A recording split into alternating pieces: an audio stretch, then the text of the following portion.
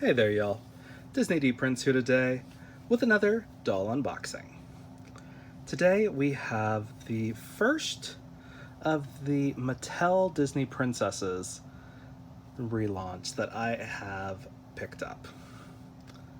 And the only reason I picked her up is because she was on clearance. She was only $5, and I thought I can use the accessories that come with her, because this doll, other than her face, is a total loss for me, generally. But I wanted to show you guys how she compares to some other Belle dolls that I have, just so you know what you're getting. Now, this is the Castle Stories Belle, so it's a Storyteller Belle, which just means she comes with the extra little accessories. They did these for Elsa, they did these for Moana, and they did them for, I want to say Jasmine, but I don't think that's right. It may just be those three. No, Ariel. Ariel is the other one. So it's very cute, as you can see. It's got a book, it's got a rose, it's got Chip, it's got a little bracelet, and it's got like a cake. So it's very fun. Here is the UPC and the item number. Again, these retailed for, I want to say, like $17. Like, these were not cheap initially. It may be 15, but I picked her up for $4 on clearance, which was a deal. I was kind of like, well, you know what, even if it's, just for the head and some of the accessories, it's fine. So let's take her out and see how she stacks up. So, because my hand just randomly cramped up as I was doing that. So here she is. It's a very pretty face mold. You do see just a little bit of pixelation in there. But once you pull it back, it does look pretty good. I don't know. Honestly, I've looked at my Disney Store dolls for so long that I cannot place the original character faces on some of these dolls. And I'm just comparing them to what Shop Disney does. But as we can see, pretty cute, decent hairstyle. It's got her little top knot on there, and additionally, they actually gave her the right widow's peak, which for some reason Shop Disney does not give her a widow's peak very often. Again, we've got a cheap plastic skirt. This comes right off. Doesn't look anything like her outfit in the film. Pretty decent sculpted torso, but limited articulation. It doesn't even have shoulder articulation. It's just got back and forth. A pretty cute necklace that's really not necessary, though, and actually looks more like Belle without the necklace. But a fun little necklace to add to our Barbie collection, at least. We've got new shoes. These are very pretty shoes. Like, I will give them that. I'm a little mad at Mattel because they made a new Disney Princess foot. These feet are not Barbie sized, which is irksome. I do want to try something, though, because I think they might be wearable by tall. So we're going to take a look at that. I don't think they are, but they might be.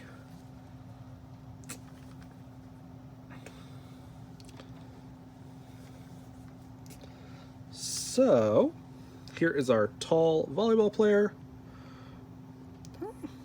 It's not bad.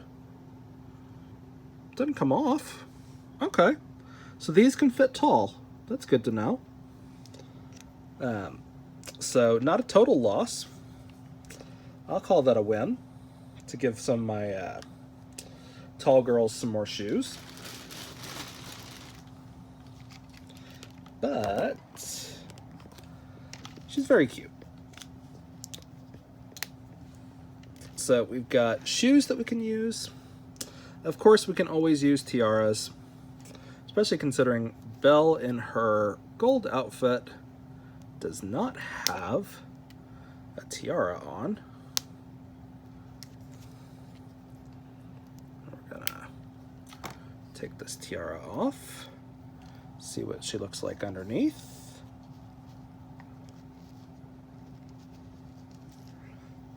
Not bad, not a bad hairstyle without it.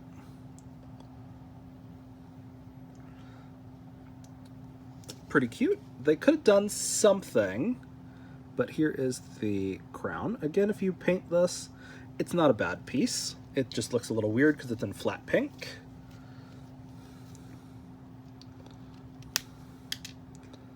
And you know what's funny is these don't feel too far off of what Hasbro was doing when Mattel took over the license. We are starting to get some better Mattel dolls, but I have a feeling they just kind of were like, this is what they're used to right now. Let's make them surprised later on. Because I know a lot of collectors like me were very excited to get Mattel back on the Disney license.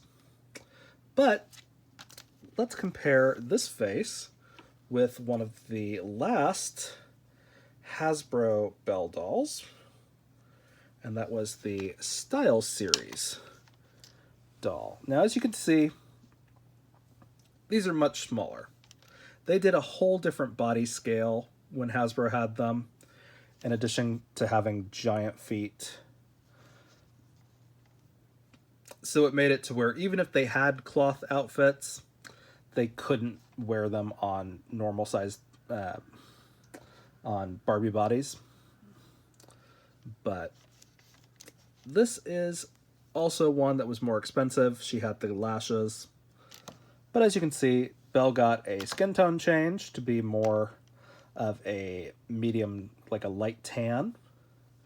She got a more open expression. She did take a step back on the eyes, though. I think Hasbro kind of had the eyes on this one, just because she was more of a style doll. She looks more mischievous and less like the character in this version, but the face sculpt was pretty good, honestly. It was the body and all the other problems with the Hasbro line that's made that worse. But now let's compare her to my favorite Belle doll, which is the Disney World collector doll. Now, as you can see, she is actually taller than the Disney Store body, and less articulated. This doll has wrist, elbow, and knee articulation.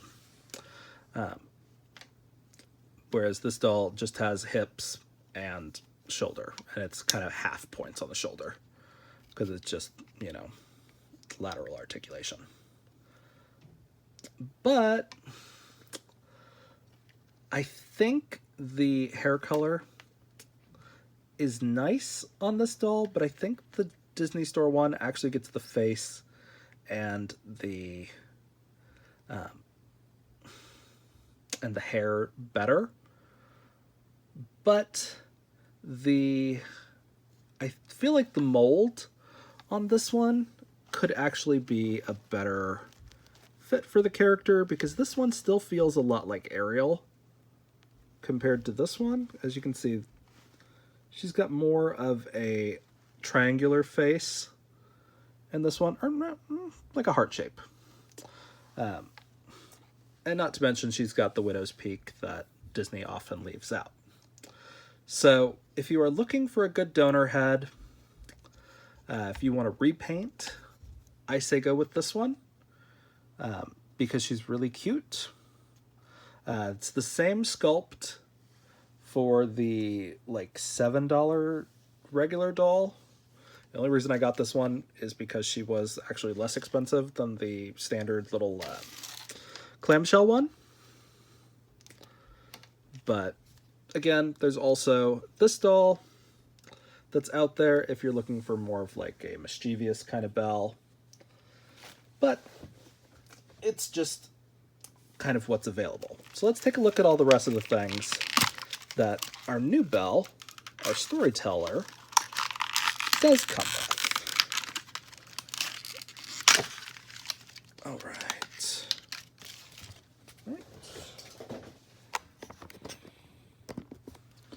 Okay.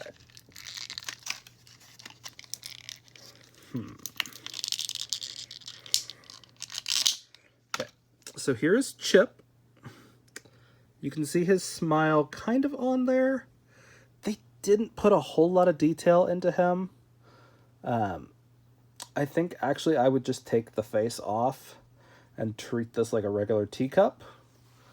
Because it's not as detailed as it could have been or should have been. We've got a pretty nicely detailed rose that is actually done in transparent plastic. You guys can see that difference. And then the rose is painted on. A nice, good hand grip. So that's good. I might steal this from my regular Beauty and the Beast display. We've got a book that is a brick. That's unfortunate. I always want these books to open, and they don't, hardly ever. But this is really good shelf decoration. They could have written like Beauty and the Beast on the spine, and that would have been really cute compared to just having it be the rose on the front. Let's see.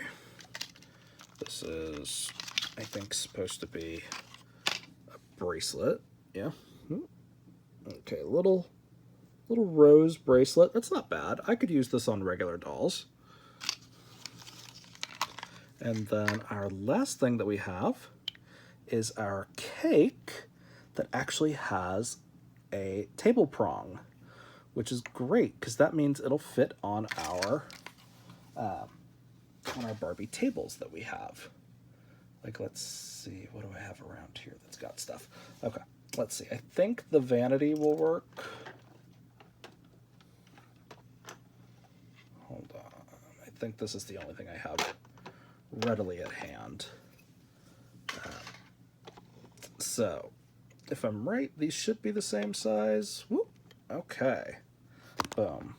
See, like, there is a nice stand. It actually has two, so you could take that stand off. And you could put it flush on the table. It's not as tight, so it's going to go in some of the smaller holes, but it'll still fit.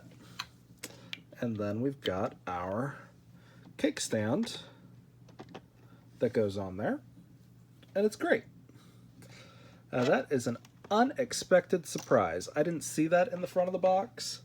You know, that's not their fault. I just wasn't looking closely enough. But it's very cute.